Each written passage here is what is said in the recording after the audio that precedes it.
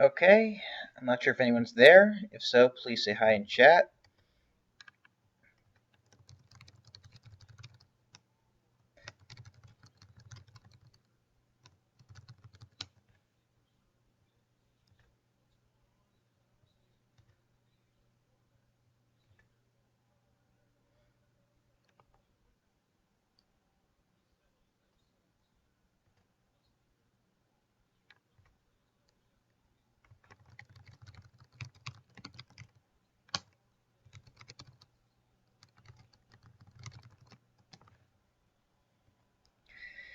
So, welcome to the first, or, well, 0.5 is what I've titled it, HockeyGraphs stream videocast. Um, HockeyGraphs, of course, has our own podcast with Garrett and Reese, but they're all on the West Coast, and theirs is just a normal podcast, which you should listen to. They are, a bit characters, and do love the Jets and Canucks too much. I'm just public, Garrett. I'm just public. But they're still good guys, and there's good analysis there, so you should really check that out. But this cast, and the goal for this cast, is to chat with a few guys at HockeyGraphs, other than Garrett and Riss. Unfortunately, because of the hurricane on the East Coast, things got a bit messed up this week, so this is more of a test cast, and I'm the only one here right now, though I'm hoping someone else will join me shortly. And we're going to talk about the upcoming season and maybe some of the posts that just came up on HockeyGraphs. We've had a pretty crazy and exciting week. Um, Again, if you have any questions, for whatever reason, I don't know why you would for me, but feel free to ask in the chat. As you can see, the chat is up. Um, yeah. Uh, so, then we'll give it another 2 minutes to see if any of my fellow writers want to come on. Otherwise, we'll start. Um,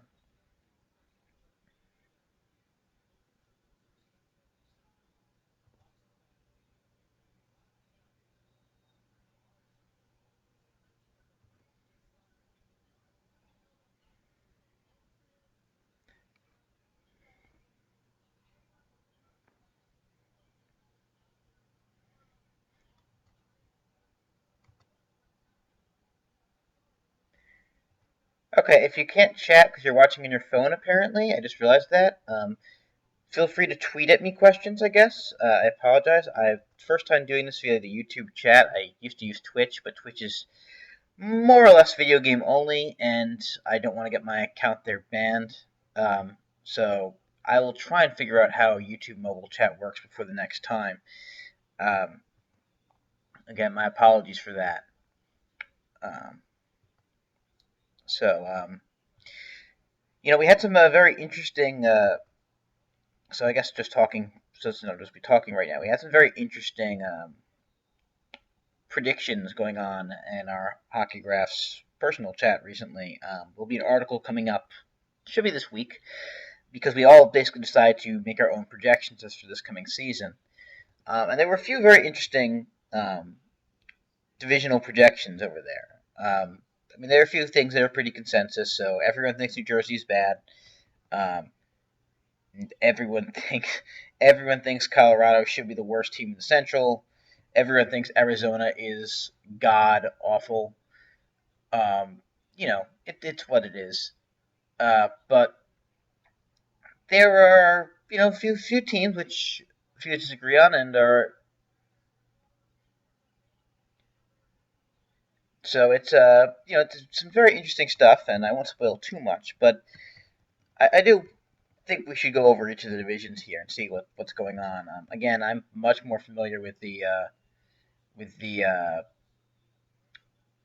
the East because I am an East Coast guy. I root for the Islanders. If you don't know that somehow, in which case, well, uh, I don't know how you don't know that by now, but I root for the Islanders. Unfortunately, um, okay, so Ben Windorf may be coming on in a little bit, but yeah. So basically, what we've all decided, and this is pretty much the consensus view, is that the Metro and the Central are the two easily best divisions, whereas by contrast, the Atlantic is not good. Like, the Atlantic is bad. Um, the Atlantic is very bad. And the Pacific, there's not a lot of faith in that as well. There's a little more faith in the Pacific. So, but the Metro is really the one that interests me because you've got 5 teams which are pretty much considered. You got 4 teams which made the playoffs last year, which were Pittsburgh, Washington, Islanders, and Rangers. And everyone seemingly expects those teams to be in competition again. None of them have taken obvious steps back. Washington got Justin Williams. They lost to Eric Fair, but they should still be probably ahead of where they were last year. And they should get more time for good prospects like Burakovsky. Pittsburgh obviously got Phil Kessel and should get more time with a healthier defense. So we've been saying that bit for years. The Rangers may have gotten worse. They'll have a full season from Henrik Lundqvist, but they lost Carl Hagelin, and Emerson Adem right now isn't looking very good. I don't know why that is. And really hasn't done anything that exciting. We'll see. They may manage to not have Tanner Glass, which would be amazing for them. I'm still convinced that Tanner Glass will make their team. And of course, their D. Well, they'll have more time with some solid D, but it's still not as good as advertised because McDonough is weighed down by Girardi, who was just god awful, and Stahl's not that great. But then you've got Columbus, who some people are predicting to do very well because Columbus was injured to all hell last year and finished very strong. And then you've got the interesting one. So Columbus.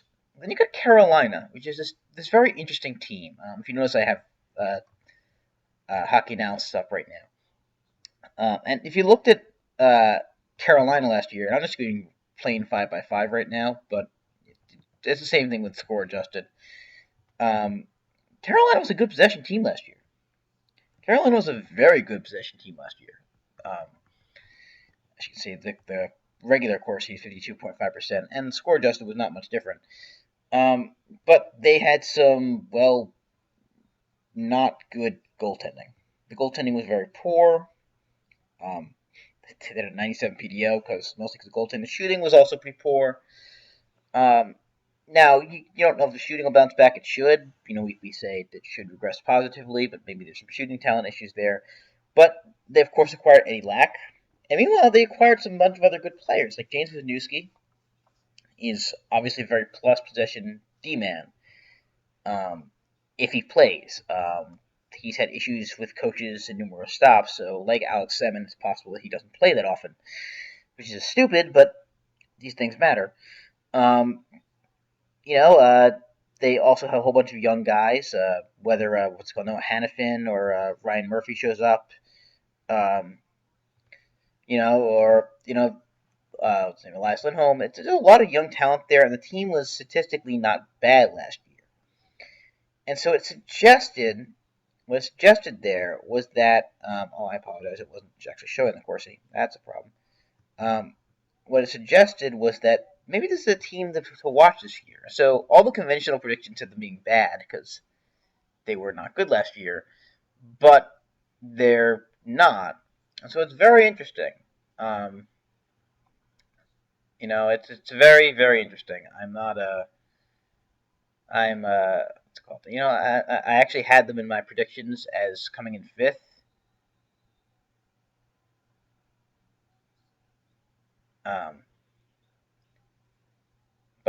So it was very interesting.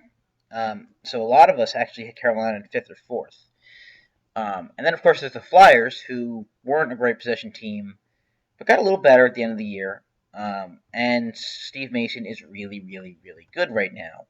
Whether we believe that it'll continue is another story, but it's the question there is how good is Steve Mason?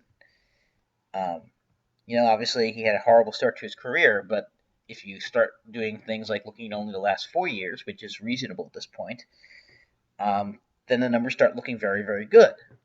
And we've come to this thing with goalies, and I'm more than often guilty of this, of saying goalies are voodoo, because goalies are voodoo. But what really happens here is that not only are goalies voodoo, which they are, but sometimes we try to work with like the overall stats rather than yearly stats because obviously sample size. But with some goalies like a Steve Mason or a Brian Elliott, while they usually don't get significantly better, they can. It can happen. And so if you just look at the last couple of years, both Elliott and Mason more than Elliott, but it's similar stories. They both look like above average goalies, and yet if you just look at their career save percentage, you might think average or worse.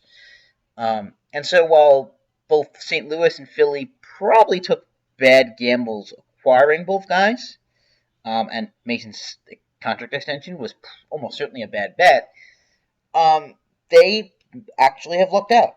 It happens.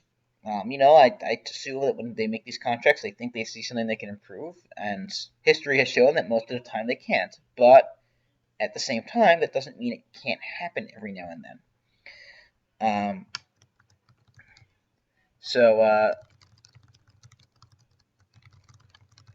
It's very interesting there. Mason could possibly do it. The one team which we have very, very, very little faith in is Jersey, obviously. Jersey is bad. Jersey is most definitely bad. So we really don't have much confidence in them. The statistics, they lost a whole bunch of good players. Their statistics were terrible last year. They're not young. Corey Schneider is great, but again, sort of like Philly last year, except worse. That's more or less what New Jersey is. It will be interesting to see them because of the regime change that changed there. They've got obviously a new coach. They've got obviously a new general manager.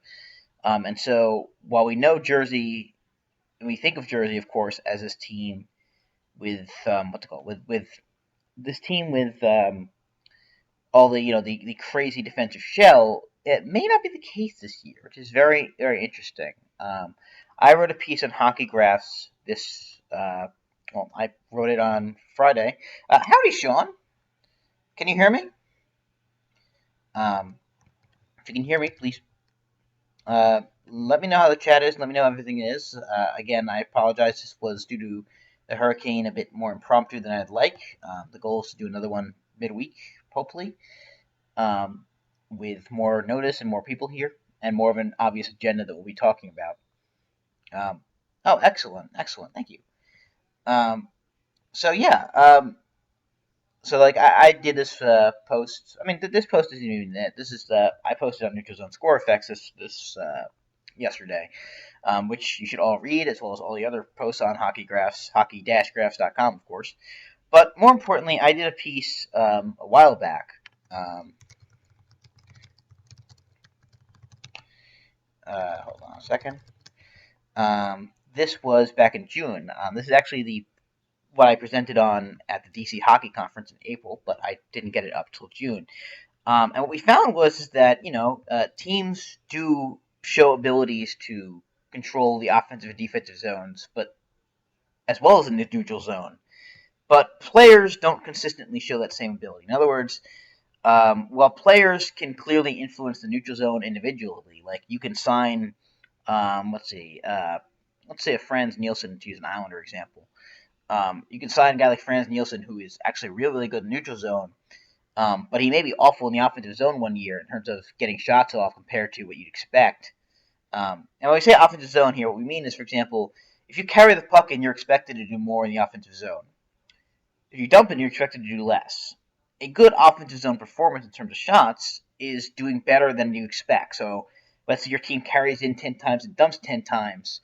And so that would be roughly, I'm doing a back of my head calculation here, that'd be roughly an expectation of about 10 shots, 10 shot attempts. And so a good offensive zone player maybe would say have 12, and a bad offensive zone player maybe would have 8 in theory. But in practice, this doesn't seem to be consistent enough over a sample of a single season. This does show up with teams. And so you get things with teams. I actually don't have the graph in here. That's interesting. My bad. Sorry, again, like I said, impromptu. This does happen with teams. And with teams, in fact, I'm actually going to put the HockeyGraphs post in the chat.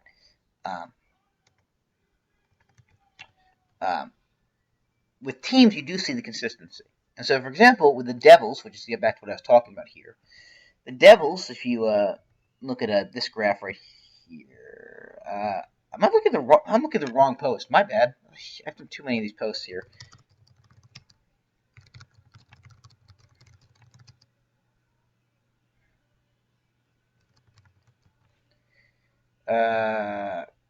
Here it is. Sorry about that. Wrong post. That's why I was going nuts here. Again, way too impromptu. So here you can see the offensive zone talent is persistent, say over half a season. It shows up again the second half of the season. So if you look at this little graph right here, and you look on the right here, this is a team in the top right. You can see the mouse icon right where the dot that is consistently. Hi, Serena. Nice to see you. You can see this team in the defensive zone that in both even and odd number games this is 2 years ago actually, they were insanely good. I'll give you a hint which team that was. It was in fact New Jersey. New Jersey is also, by the way, in like the bottom of the offensive zone, and so that was a very particular style. I know Tyler Dello also wrote some things about this. Jersey did things very differently, and so while Jersey should be bad this year because again, old talents wasn't very good. Hi, General Manager. Old talent, not very good, but at the same time, it was it had this very unique style that, for better or for worse, resulted in this. Well, let's just say most of us didn't love watching it, and it was very big of an outlier. And so now we have the new GM and coaching change, and so it'll be very interesting to see whether that continues. Because again, they could be bad next year, but if all of a sudden they're no longer here in the defensive zone spectrum, but in the middle with everyone else, I mean, look at this outlier here. This isn't by standard deviation, unfortunately. I wish I'd thought to have that, but you can see they're at 54% basically, 53.5% basically defensive zone performance, and no one else is above 52.5. It's just not even close. So it's very, very strange, and it'll be very interesting to see how New Jersey changes, and also with Peter DeBoer now in San Jose, if that changes that way. San Jose was the opposite, by the way. See, here's the offensive zone performance. This little guy over here, which I'm highlighting, the top right, that's San Jose. That's Todd McClellan, San Jose. And they were interesting. Again, this is more jumping around, in that Todd McClellan's teams were mediocre in the neutral zone, but great in the offensive zone and defensive zone. They were also very good there. So it'll be very interesting to see if that continues with San Jose with the regime change, and with Edmonton, where McClellan now is. Speaking of Edmonton, well, let's stay in an orderly fashion here. Again, I'm sorry for rambling. I'm not very good at this sort of thing. And again, if you guys have questions, please ask. I don't know why you want to ask me questions. You're all smarter than me, but whatever. So that's the Metro. There's a lot of interesting stuff there, because even Jersey is interesting, even if they should be bad. The Metro, we got 6 teams that basically, in my opinion, have shots. I'm not a believer really in Columbus yet, but I could see it. So there's a lot of interesting questions there. So moving on to the Atlantic. The Atlantic is like the opposite of the Metro. It's such a boring. I mean, it's just a mad division. Tampa's obviously the best team in it, right? I think most of us agree with this. And then it gets really tough. Like, you feel like Detroit should have a bad year. They didn't improve really at all. I mean, they had Mike Green. Mike Green's pretty good. Mike Green is very underrated. My co-writer and a guy who you should all follow, Munib alum, is a humongous Mike Green booster. You should all, by the way, follow Munib. Because he is amazing, and if you need any data work whatsoever, Munib is ridiculously happy to help you. He's amazing for that. So again, if you're ever doing any hockey research and you need like data from like the play-by-play or whatnot to be scraped, just really ask him. He's got stuff on there. He's got stuff on his website for scraping himself. Or if you can't do it, like someone incompetent like myself, he's very, very willing to help you. So anyhow, so I kind of feel like Detroit would be second, but it's very hard to know. You've got Boston, of course, who obviously they didn't gain anyone better this year. So you figure they'll take a step back, but of course, amazing goalie solves everything. So who knows there? And again, this division is weak. You got Montreal, who they did get better, but possession-wise has been a train wreck for years. And if Price, say, goes from being the best goalie in the league to, say, 10th best, which is not unlikely, it's pretty standard regression, it could happen, then all of a sudden Montreal is now falling off. Florida, of course, has been knocking on the door for a few years, but again, it's hard to see them getting that much better. They lost Bergenheim and Boyes. Yager should, in theory, get worse. I say in theory because I swear Yager gets better every year in possession. But he got a little worse in scoring this year. So yeah, Yager, meh. Ottawa, what are you doing, Ottawa? I mean, they're playing a really lousy third pairing. They've got a bunch of very talented guys. I mean, Hoffman and Stone were very, very good last year.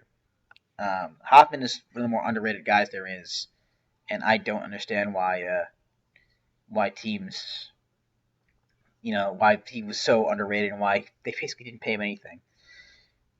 Buffalo, of course, got all the new additions, and I mean, it's funny. Toronto, I see Toronto usually talk about as being the worst in the Atlantic. I don't think any of the people in this chat right now are Toronto fans. Thank you, Mitchell. Thank you. That's good to know. I will make sure to have that when I'm going to post on HockeyGraphs website with the next one of these chats, so there'll be an official website with. Hopefully, I can embed this YouTube in there, and I will explain how to get in the chat through that way. Thank you, Mitchell. But Toronto, and well, there's one Leafs fan. Obviously they lost Kessel, which hurts a lot. Kessel is a star, and anyone saying otherwise is either Steve Simmons or awful. Kessel's great, but you got to figure the new regime is going to have more time with Kadri, who's really, really good, less time with Bozak, who's not as good, but not as bad as people think of his contract. And they got a lot of role players who are pretty solid role players. I mean, you got your Parento, you got your Boys. You got a ridiculous number of role players. Let's actually look at the Leafs roster right now.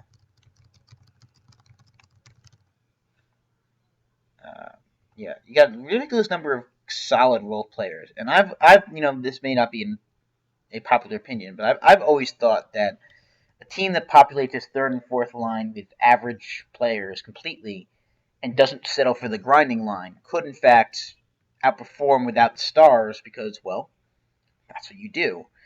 So, for example, they've got Boys here. Arcabello's another one of those guys. Parento, obviously. Grabner, again, Islanders. I'm very sad about that trade. Grabner is much underrated. Winnick, obviously, they know about. Spaling isn't good, so listen, they don't actually have anyone who's a superstar anymore. I can see Kadri breaking it out, but they're not really playing any Drek in the forward lines, at least that I see. Spaling would be the closest thing there, as far as I can tell. And I don't know what they're planning on doing with him. So it's kind of impressive that they may actually be able to be much better than people think, because they'll get that advantage over fourth lines. And while let's say that's maybe 10 minutes a night or maybe less, that's still an advantage. And that still helps the other lines as well. And so I'm very interested to see how that goes. Defense-wise, obviously, again, they added Marinson, who I think is really, really good. And that should help as well. And obviously, they've no more Carlisle effect. Well, again, sports cut-ups, the Atlantic is just bad. So I'm kind of bullish on Toronto.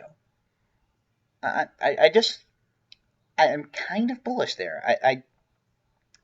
It's funny to me. The issue Toronto's going to have to me is that I don't think Bernier or Reimer are really as good as Toronto fans like to think.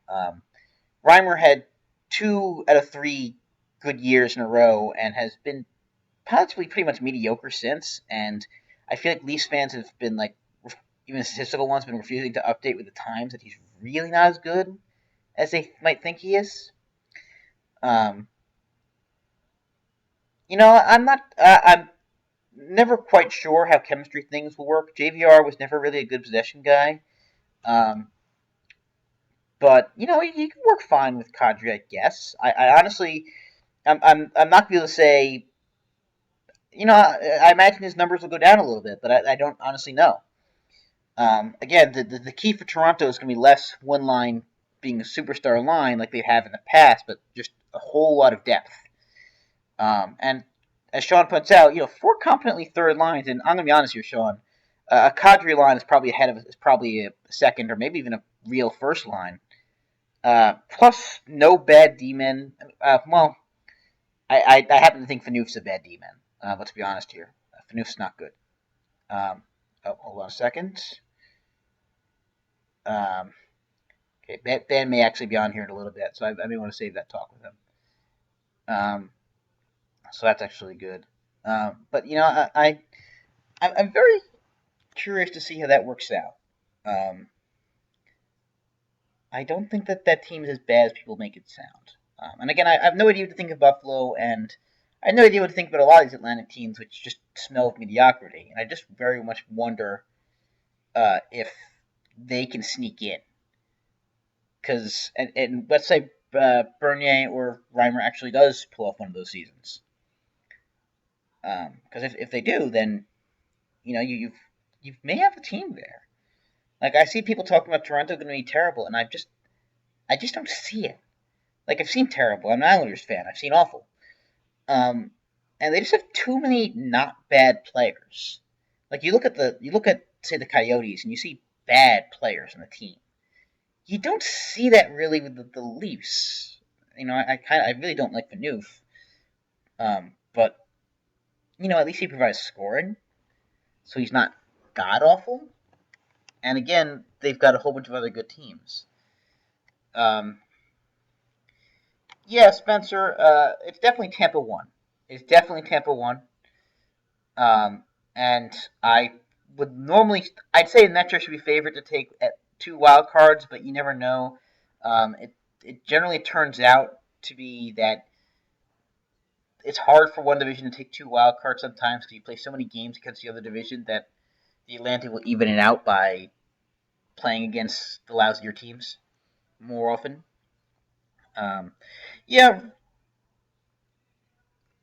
Ryan. Listen, if Toronto struggles out of the gate or is clearly not competing, you totally expect them to start dealing all those guys like they did this past year, and they'll be right to do so. I mean, this is a short term, at best, sneaks into the playoff team. Let's not say this is building blocks. All these average players are mostly a little bit older on short term contracts. They may even be doing that if they are in a playoff spot. Let's be honest here. But they've got a lot of talent in their prospect system, and it's a really good development. Obviously we know who they've hired for their development, and it has been very impressive, to be honest here. What they've managed to do. I wish it's showing right there what you can do with a lot of money and rebuilding. That's how you properly do it. You use the money to acquire a whole bunch of guys, a whole bunch of probably average bodies who at worst you can flip for players, and you start drafting smart, and you can recover faster without the ginormous collapse. It can be a shorter rebuilding span, a rebuilding of 2 or 3 years. Next year, not Nylander. Nylander will be on the team. Hell, you could see him forcing his way on the team this year, maybe. I doubt it. But next year he'll be on the team for sure with 2 AHL years under his belt. Spencer, I'm still very, very skeptical that Lou is changing much.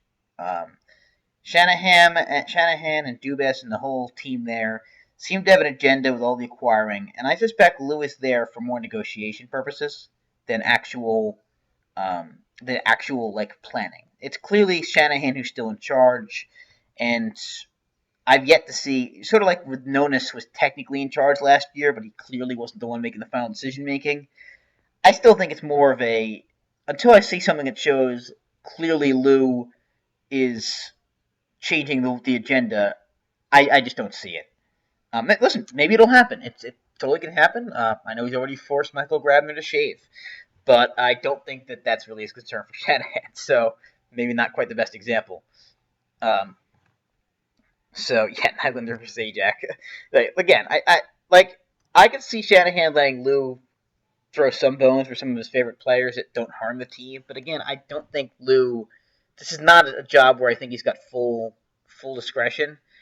And I'm gonna be honest here. I just suspect Lou probably took the job. No, but that's somewhat being part of the objective to make things easier for him.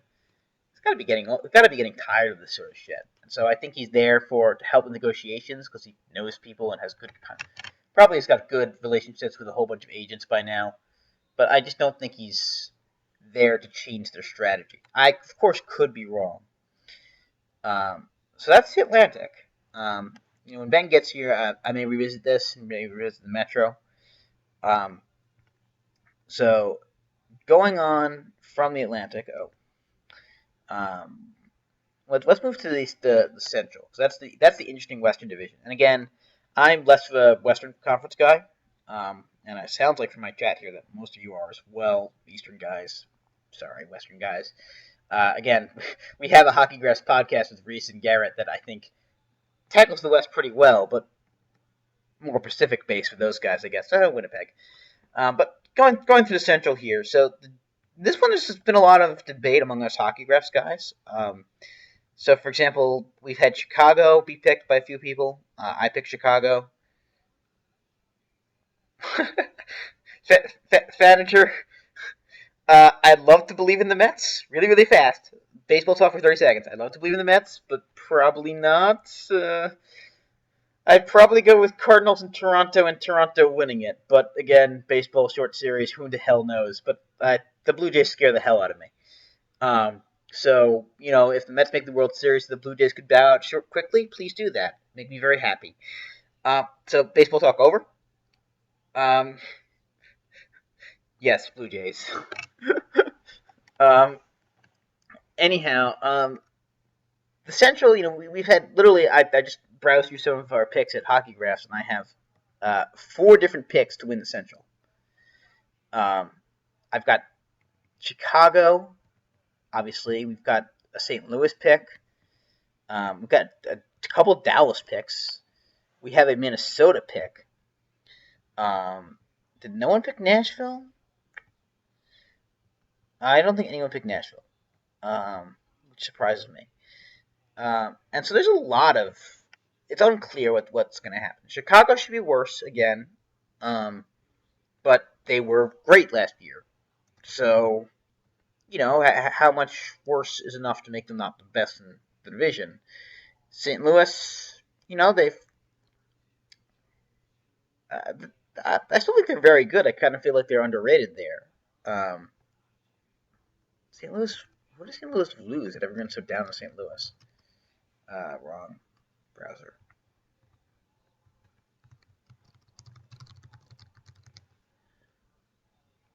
By the way, spoiler alert here. Part of the reason why I made it sound like I'm not remembering quite who acquisitions are, my brain goes on a hockey break from mid-level. So here's something with Minnesota, and I'll get to Minnesota in a second, which, again, we had one person pick Minnesota to take the Central.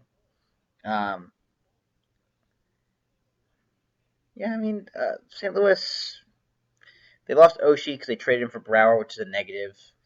But, they've got another year of Tarasenko, who should be younger, should be good.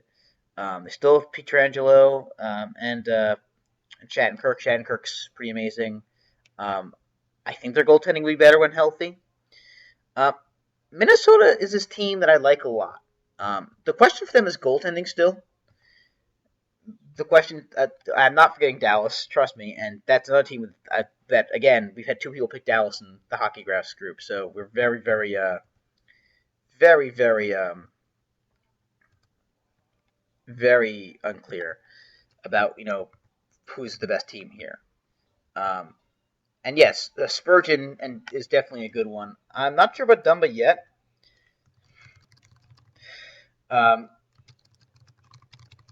Hold on a second, just typing something to Ben, who's trying to do some shopping right now, apparently, which is why he's not here. We'll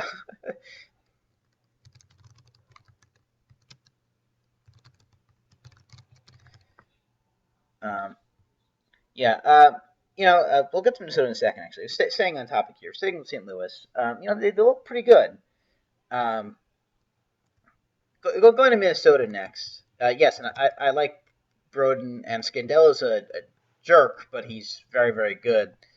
Um, let's be honest here. I may be biased because Scandella took a bunch of cheap shots at John Tavares, for which he got a suspension for like a game in like one of the two games they played us. But yeah, I mean their defense. Listen, Suter isn't amazing, but it's not like he's a liability. Um, and he shouldn't play as many minutes as he does, but he's fine. He's not terrible. Like there are worse accidents to have. And Mika Koivu is underrated. Nino Niederreiter is getting better, and people don't realize it. And yes, it hurts me to say that. Um, they've got a whole bunch of talent there in Minnesota. I'm just very skeptical. They relied a lot on Devin Dubnyk this past year, and Dubnyk's probably an average goalie. Let's be honest here. Dubnyk is an average goalie, not an elite goalie. Last year was a bit of a fluke, and it's unlikely to continue like that. So we'll very much see. And so I don't quite see Minnesota, but if you really believe in him, maybe. And of course, Dumba can be better. Um, Dallas is very interesting because I feel like they're both underrated and overrated. Um, Obviously, they've got the forward talent that everyone likes, and I almost feel it's overrated at this point. Um, but their D is surprisingly good. Like, for example, who would you think is the best possession D man on Dallas? Just looking at the last few years, just looking at last year, who would you think is the best defense possession with a Corsi D man on Dallas? I mean, you wouldn't really think that Demers would be it, or that Jordy Ben would be there. Jordy Ben, and of course, with the defenseman who's out is Trevor Daley, who is awful. And now the interesting thing is that Jordy Ben's got 1 year on his contract, and so I'm told by HockeyGraphs co-writer um, Carolyn that aka Puckology, I believe it is, that he's got 1 year on his contract and that they apparently are planning on going on without him, which strikes me as a bad move and very strange, considering I'm sure that I would imagine that Jamie wouldn't be very happy with that, but I guess he maybe go with it. In which case, Jordy Ben would be a very interesting acquisition for somebody. But Jordy Ben's up there, and of course, Klingberg was great last year.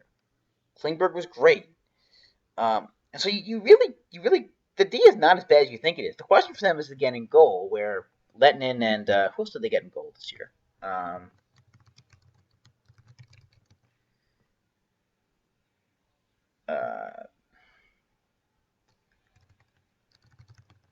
Why am I blanking? They got someone else in goal. It was like, wait, why?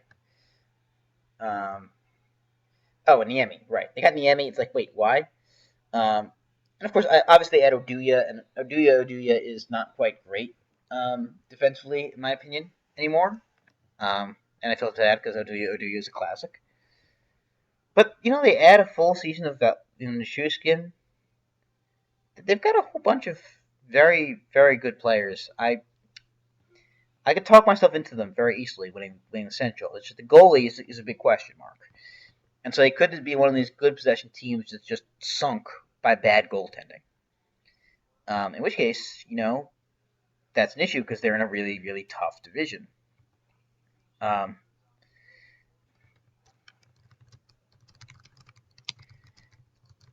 It sounds like, Grant, that Nichushkin is not going to play on Sagan's line right now. I think the plan right now is something like Sharp, Ben, and Sagan as a first line, which again is a pretty fun first line there.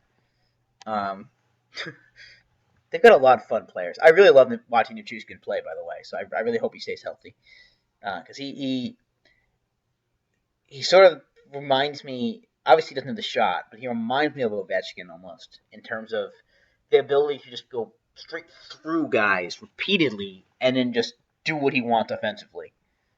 Yeah, we do say that every year about Nichushkin, but he only really had one injured year, and then the other year was great. So it's still time. He's still young. Still is ridiculous that he went that far in the draft, but he's very, very. But again, even if he's not there, they've got a lot of talent. Like they're not reliant on him staying healthy, which makes them a scary team. So of course we got Chicago, St. Louis, Minnesota, Dallas, and of course there's Nashville, who none of us picked to win the division, but that's another scary team. Their defense is ridiculous. Shea Weber is probably their sixth best D-man, though no one will say that. Grant's, I've written this before on my Islanders blog, but I'm not really convinced that. Oh, hold on a second. Yeah, that's right. Grant, I'm not really convinced that it matters as much. Like, lines matter more for me for chemistry. Let's be honest here. But when you've got a whole bunch of good players, you know, you care more about ice time than maybe lines. And so if your lines may get similar-ish ice times, like the Islanders, for example, have last year had John Tavares get the most minutes, and the other 8 guys was basically you could pick them out of a hat to try and guess what line they were on last year, and it really didn't matter. They were all relatively similar-ish in talent, and so I'm not sure. I mean, if you have a top line that's amazing with, say, your top 3 players, and that line's going to get the most ice time, and that's a good thing there. On the other hand, if you put them in the depth, then maybe teams have to spread out more. I'm not really sure there's an easy answer. It may actually matter more. Like, I don't think whatever the answer is matters enough for it to overwhelm whatever the players like. And again, that's an element of coaching that we can't tell statistically. But it's one thing when it's clear, and I'm not sure it's clear right now with Dallas who the top 3 line is, top 3 players are. Remember, Sharp should decline a little bit. He's not young. He was traded for a reason. But again, Nashville is the other team that interests me. Because the D is ridiculously good. Let's be honest here, though. I don't know why they acquired Barrett Jackman, but Ellis is very, very good. Jones is getting better every year. Josie's very good. Ekholm is very good. Again, Weber's is their third pair D-man. He won't be in ice time, but he should be. And Phil Forsberg got a full year under his belt. He's 21. He's just turned 21. He's going to be great this year. There's a lot to like in Nashville. And, of course, Pekka Rinne is a pretty good goalie. Even if you don't think he's elite, he's a pretty good goalie. And so you've got a team, again, with great D, pretty good goaltending, and pretty solid forwards. It's very interesting that people aren't picking Nashville to go farther than they are. So again, like the Metro here. We just talked 5 teams, and I haven't even gotten to Winnipeg. And that's really the more interesting one. That's really the question mark team again. They're sort of like Carolina-esque. They're a solid / good possession team from last year. But the question is of goaltending. And so, the question is, how much is Pavlik going to play? Because Pavlik had a fluky year last year. Let's be honest here. Pavlik is unlikely to repeat that. And he might. Maybe he will. But it's unlikely to happen again.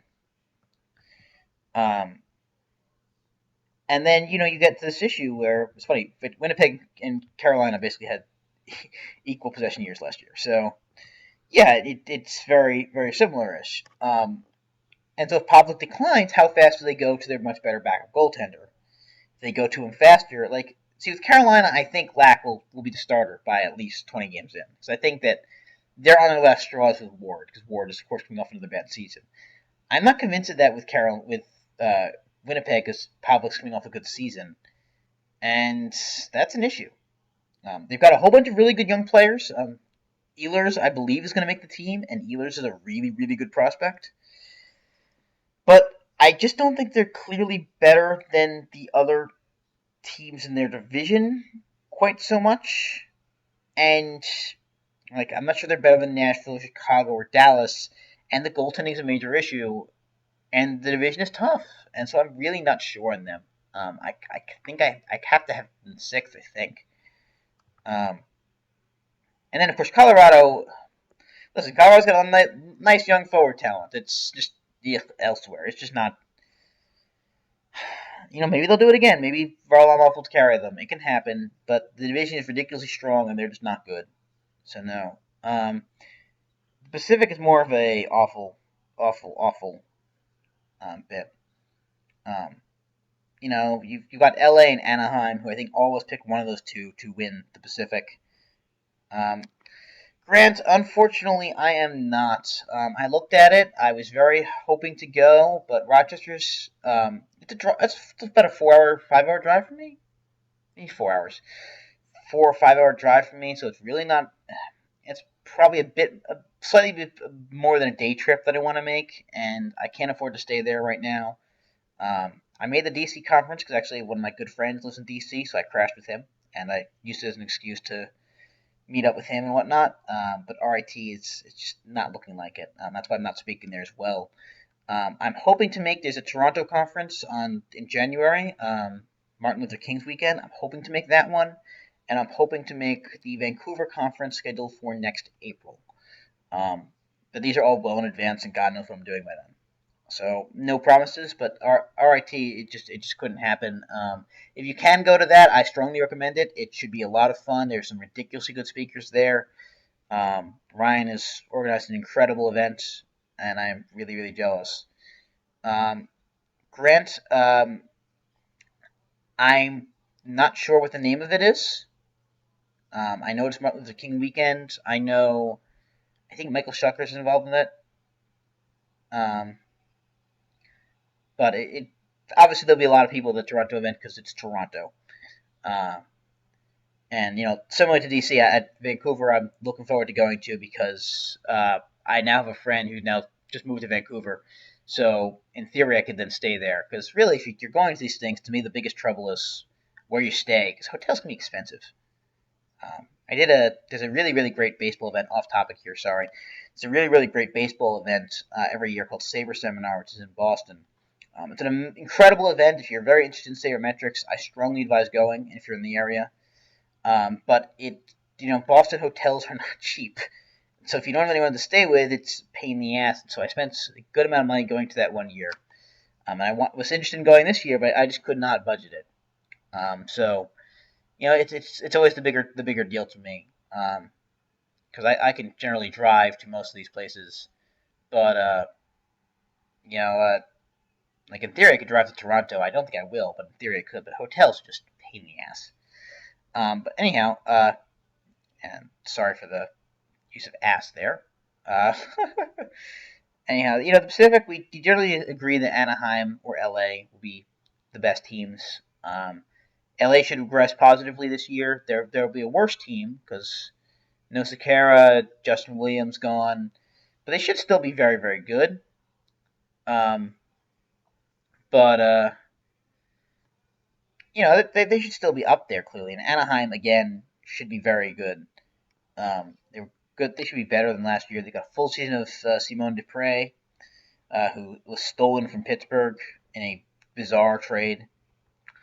I still don't get that one. I wanted Dupre so badly. So Anaheim and LA should be the 1 and 2 there clearly, and then you've got San Jose, who is better than they looked last year. The numbers are better. They're a better team than that. And they don't have any crappy goons with them this year. You got Calgary, should get better. They'll regress, obviously, as everyone here who's on this podcast chat knows, but they should be better with Hamilton. Giordano hopefully spending a full season. Though I think Brody's injured right now. And of course, the whole bunch of the young forwards should get better. I mean, again, they'll regress. This is sort of like the Colorado situation where they had young players, so they should get better to somewhat negate the regression. The difference is that the division is weaker. They have a lot more young players. They didn't trade away stupidly a good player or alienate one. So Colorado let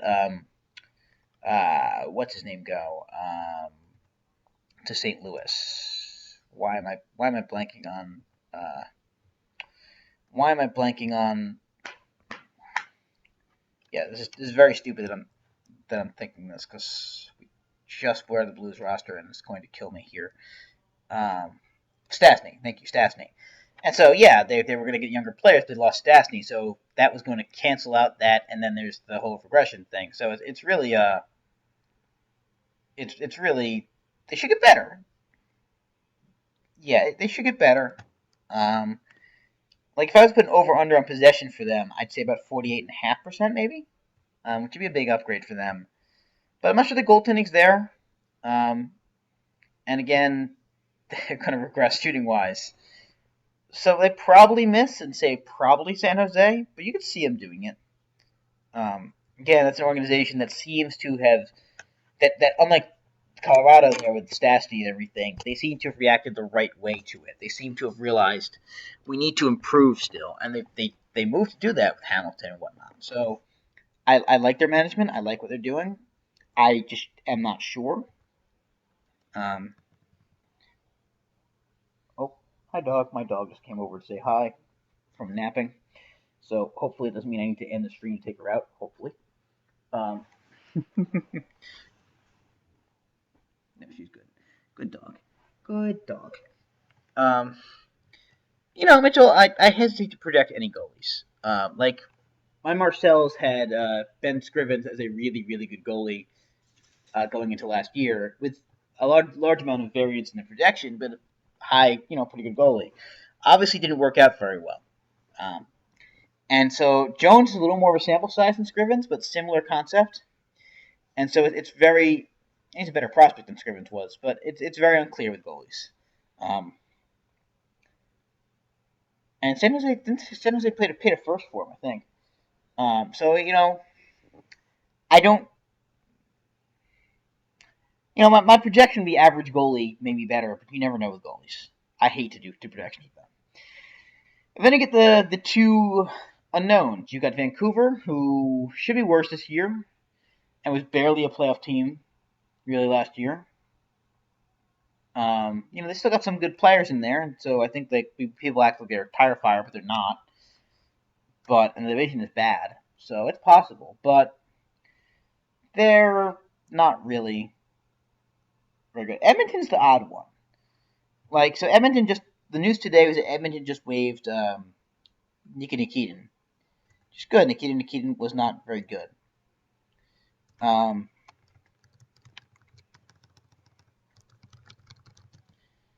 But at the same time, the D even beside him, even if let's say Ferenc is limited in there, Fane wasn't very good last year. Greiba is only okay. Joltz, it's funny. Dustin Schultz had a decent season possession-wise last year. It's unclear if that, every Oilers fan said that it was overrated, if I spoke to. But I kind of wonder if he actually developed and actually may really have taken that step. Just looking at Justin Schultz, for example, really quickly. Where are you here? Dustin Schultz. There you are. If you look at his numbers from the past couple of years, look at that. You have 12 and 13. He was at 42% Fenwick, while his teammates were at 47 and 45. Last year he was at 50% with teammates at 47. It's a huge jump. Is it real? I don't know. I have no way of telling you, but Schultz sneakily had a good statistical year last year. And if that's real, then you start talking about Sekera and Joltz then you start thinking maybe Clefbaum maybe is for real, and Nurse probably gets up there at some point, and maybe they have a solid D. And then maybe they can do it, because D is really their issue. The question is whether they do. I'm, unsure. And then, of course, the question is whether Clefbaum's for real. And, of course, in prior years they had Marinson, who I really liked, who they stupidly gave away. And there's Griffin Reinhart, who did not look good in his limited time with the Islanders last year. But, again, some of these big guys actually can be good defensively. It's unclear. It's not unrealistic. Cerno, as an Islander fan who has seen Anders Nielsen in the NHL, let me kind of question that there. Here's the thing with KHL goaltending. KHL save percentage has been up high the last few years. The numbers have been skyrocketing, and a bunch of NHL guys who are not NHL goalies, like say Michael Leighton, have sort of made a business there. Mikko Koskinen, another Islander goaltender drafted in the same year as Nielsen, also had a great year the year before Nielsen did. And also the distribution of talent isn't even either, which it makes Save percentage in the KHL is very strange. I would be very, very cautious toward making any determinations based on it. Nilsson was not an AHL caliber goalie while he was in the States. He's 25. Maybe he's figured it out. It's possible. Again, like I said with Mason and Elliott, it is possible to have that breakthrough. It just isn't really something I would put any money or any business on. I'd be very skeptical. So while it's great that he had the KHL thing, it's a bit there. Okay, so Ben is ready, so I'm going to call him, and I want you guys to basically let me know if you can actually hear him. Because last time I did something like this, it was a lot harder to hear him. In which case, we will try and fix it while you're all here.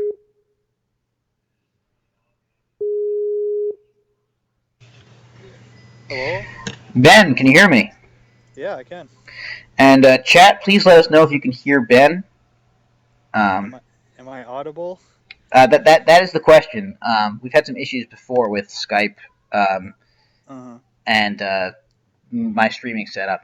I think it should work. I think I fixed it yesterday, but we got about 6 or 7 people actually in chat, and God knows if anyone else in there. So, all right. So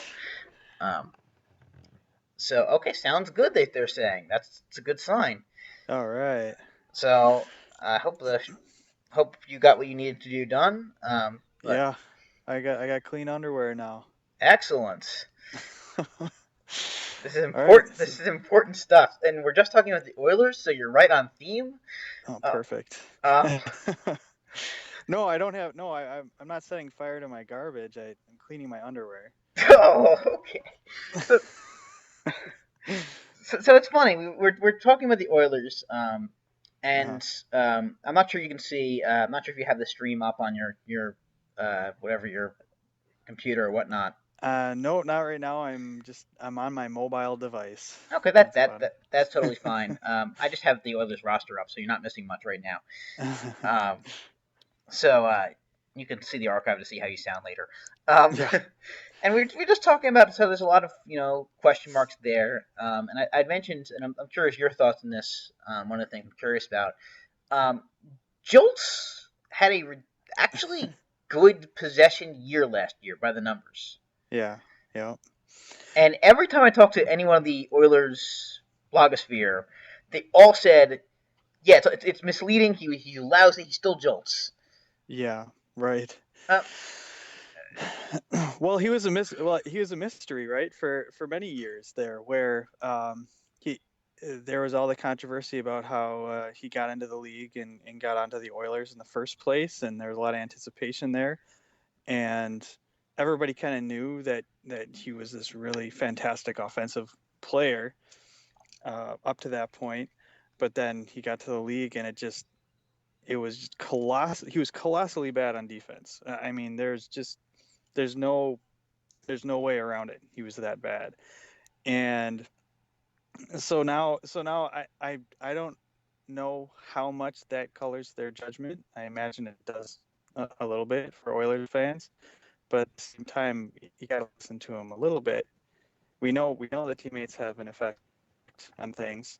All at the same time, we also know that Taylor Hall didn't have a very good year last year. So no, I think you have to wonder if maybe just finally after a few years they figured out who they can set him up with to kind of cover up his faults on defense and yeah, I mean, just make it work. They had him with Clefbaum last year. It looks like for much of it, and he did very well with Clefbaum. He still didn't. I mean, he had a 48.7% Corsi without Clefbaum, which is passable. It's fine for what the Oilers were last year.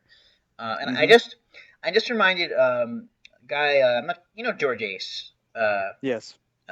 Ranger fan, goes by Ranger Smurf on Twitter. Writes for Blue Shirt Banter at times. If any of you guys don't know.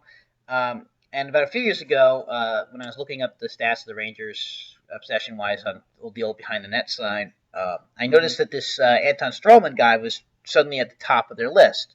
Yeah. And I kept asking him, and he kept telling me, No. It's an illusion. If you watch him, he's a lot more turnover prone. It's a bit more, some minutes and whatnot. Obviously, of course, we know what happened, and Yeah. obviously that's not the case anymore. And I Mm-hmm. kind of wonder if, if we're kind of because of the impressions, kind of passing up Schultz. How old is Schultz now? Is he like 26 now? 26 or 27. Yeah, he's getting to the point where he should have figured it out, and if he hasn't, then probably won't. Right. No, I mean, listen, Yeah. aging wise, as anyone who follows HockeyGraphs should know, aging wise, 26, 27 is at the stall point of the aging curve, not Mm-hmm. the Mm-hmm. improving point. Right. 24, 25's peak usually. Mm-hmm. But at the same time, you wonder. They obviously, people saw talent. He was a hot commodity, and maybe that's there finally. Um, Right. and by the way, this may sound rich right now for someone. If anyone followed my Twitter feed, because I've been having thoughts on Neil Yagapov, which were sort of the exact Yes. opposite recently. Right. Um, Yeah. but I'm not going to repeat those here. But it's interesting, and so if Jolts has actually maybe figured it out, then the D maybe isn't that bad with Clefbaum and Sakara. Well, I've always maintained that uh, the skills that go into playing good offense shouldn't be extremely different from the skills playing good defense. Identifying passing lanes, there's value offensively and defensively for that.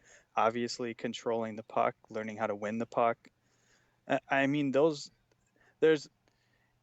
I shouldn't play this card, right? But if anybody who's played knows that that Don't worry, I haven't. a lot of times what you're doing on offense is a lot of the same things that you're doing on defense. It's just a matter of whether you care enough to pay attention on defense. Right. So I, I would I would wager that the teammates have an impact. I do think to a certain level there's a bit of intangible quality to finding two people that understand each other. I do think there's a little bit of an intangible quality to that. You know, Tobias Enstrom and Dustin Bufflin are a great case in point. Those two have worked together Yeah. on a No. surreal level for a long time, and I think some of it is a sort of chemistry thing. But in the same wavelength, I think that Justin Schultz has skills that are applicable to offense and defense, and eventually he could very well have figured out how to make it work in both ways. No. I agree with that. I actually was talking. Someone actually brought up we were talking Dallas about a couple minutes ago. Not a couple minutes ago. Mm-hmm. About I guess 20 something minutes ago, and you're talking about their lines and whether would it be bad to have multiple players and their top players all on the top line or to spread them out. And I brought up Mm-hmm. A, it's not quite clear necessarily who those are, and B, that at some point, sometimes when you've got players who are very close together, at that point, maybe it does matter. Maybe the thing that you take into account is how the players like it, how they, whether it's Yeah, important. Jack Hahn's been writing a little bit about this, I guess, recently on the site. yeah, At some points, if the players like playing together and if there isn't much of a gap there, it may uh-huh. just be. And with Schultz, maybe it just was that he just couldn't find someone who he liked and who he thought who he was confident with. Yeah, and speaking more to that point about taking offensive skills and transferring them over to understanding defense better or playing defense better. How often have we seen really talented, especially forwards, get into the NHL and have, kind of marginal possession numbers, but shoot above average in shooting percentage? I mean, it happened with Stamkos. It happened with actually Yakubov did, but we know that was more regression. Regression hadn't hit. But I think Taylor Hall had the same thing his first couple of years. Um, I mean, he was great possession wise for a bit. yeah, I don't know what yeah. happened. Like the last 2 years, there just were some weird blips in there, and I feel like coaching Right. changes kind of flex things, maybe. I I think that what happens, and this is still a theory, is something that I've been interested in testing out more and more, is that what happens very frequently is that we have really raw talent that comes in. So a lot of the guys that are 18, 19 years old that have a chance at playing in the NHL at that level have a lot of raw talent, and it comes out in things like shooting percentage. That pushes our peak, our idea of peak earlier than what most people expect, right? So shooting, we found, seems to peak around like 23, 24 Right. years old. And I think that that adjusts our peak to a bit earlier than we might have thought in the past. You know, But then in terms of overall play, I think they take that offensive skill and they start to spread it out. I guess learn to play defense, so to speak. well, yeah, that's as I always like to say. There's two things that go into aging and peak and everything in sports. Is that you've got the combination of your body getting more into it, more skilled, physical Mm-hmm. wise, and then you also have the knowledge wise. And then of course, Mm-hmm. aging takes away the physical ability, while the knowledge increases. And where the aging curve starts hitting a decline is where the amount of knowledge you gain is suddenly less and less. That the physical drop offs overwhelm it. Right. And so, like you're saying, shooting just strikes me as something that is very much physical based and very much something that, Mm-hmm. well, the goalies are obviously worse on the juniors or lower levels, level. Mm-hmm. That something that's there, it's it's less knowledge required. It's more physical, and so it's Mm-hmm. probably there sooner. Whereas possession play and whatnot, maybe that is a slightly later skill Mm-hmm. that people can possibly gather. Because obviously Yeah. that requires a lot more knowledge and remembering how things go and what you're supposed to do. Um, maybe that's basically the Oilers. Actually, one thing to just backtrack really quickly, I wanted to ask your thoughts on before I move on to the last team on my list that I was going over because I was going through the standings. So what Mm-hmm. we were thinking. What do you think on?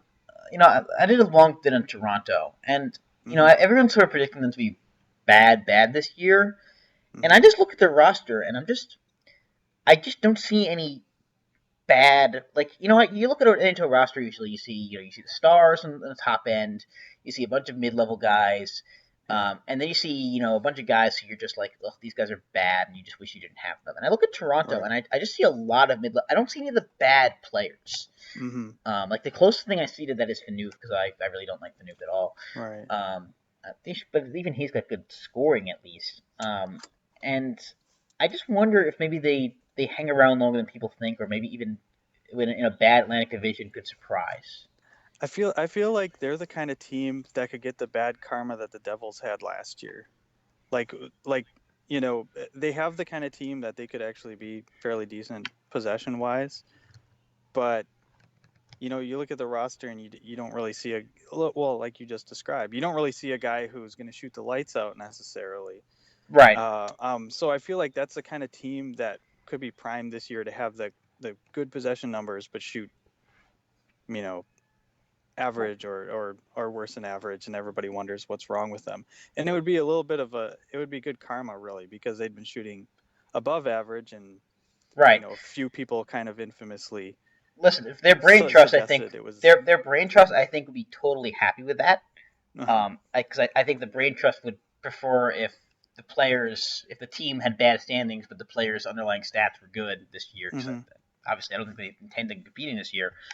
Mm-hmm. But yeah, I just wondered, like you said, that could very well happen. That actually would make a lot of sense because you see the top level guys do usually have, well, they may not have the on ice shooting percentage. In fact, they do tend to be better shooters to some extent, and Yeah. losing Kessel hurts there. I guess Right. I guess Kadri will be let loose a little bit more, which would help.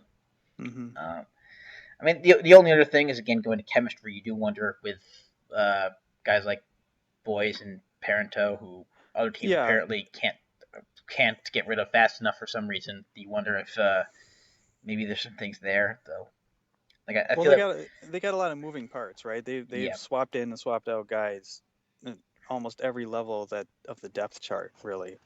And so, where chemistry clicks, it's hard to say. But adding Grabner, I think that was a good move. I know he's Toronto fans don't feel too excited about it, it drives me but nuts. Drives me um, nuts. but he's one of those guys that I think you find him in the right combination, he's still a dangerous player. Yeah, Um, absolutely. You need so. he's surrounded with, say, two guys who are solid possession wise. And even if you don't, but those two are like the best with him, then all of a sudden he feels very free to take risks. He starts He starts getting tons of breakaways. And he's good at special teams. I mean, can you imagine if Vancouver had held on to him and put him together with the Sedins or something? I mean Stupid that would have been. Vancouver, and since I know we have Sean Tierney in the chat, stupid Florida as well. But anyways, yeah, I'm very curious. There's a lot of curious teams this year. There's basically Arizona's the one team where you just look at and you go no. And then maybe Jersey, but even Jersey, there's some interesting to me, like I said, in how their system changes with all the management gone. yeah. Whereas Arizona's is the only team you look at and you go, okay, free wins for everyone. Let's just not talk about that. Yeah, the cupboards are bare. You have like one box of Ajax in the corner, and that's OEL, and that's like about it. Yeah, that's just not good. Because I mean, they still have like Shane Doan projected to be in the top 6 or something, right? So, or whatever. Like I don't. Yeah, I just don't really. But yeah, that's just a bad team. Like Buffalo should at least be interesting this year. I still think they're probably the worst in that division, just because there's a lot of mediocrity in that division. But it's at least it's interesting there. There's just nothing interesting in Arizona. Is Dylan Strome making that team? I don't actually. Oh, that's a good question. I could see it. They might need him. Just to be. Well, I don't know. It depends. Like he's Arizona, not listed. He's not listed on their roster. Did they send him back already?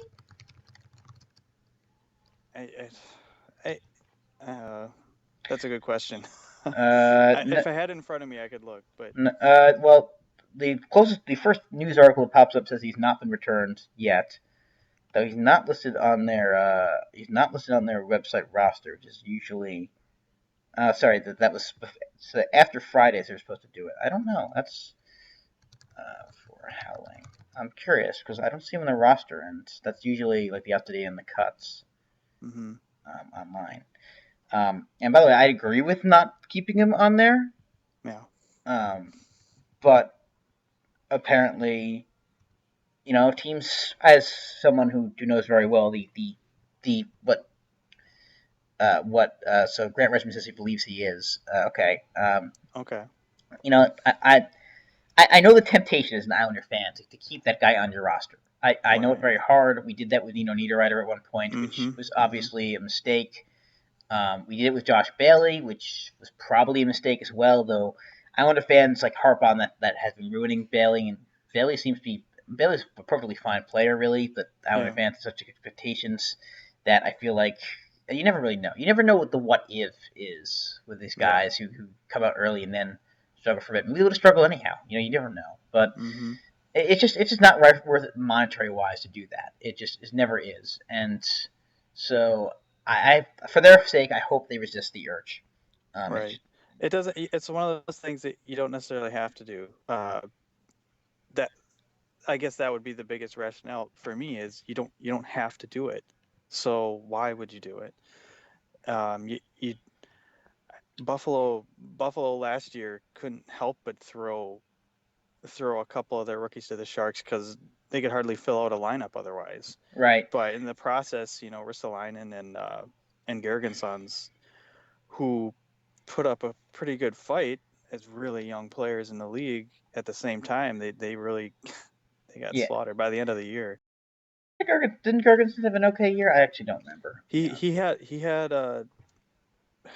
a manageable year considering, but at the same time, it's kind of a it's one of those things where do you really want to test your first rounders in that environment? Because by the end of the year, before the end of the year, from the beginning of the year, people said that they were going to be the first overall pick. Right. But by the way, a quick note here. Did anyone lose the stream for a second? Anyone in the chat? I'm sorry. Apparently my video card driver just had an issue. I don't know why that was. It looks like to be fine, but let me know if it dropped for a second or if it's back. Anyhow, yeah, again, they should.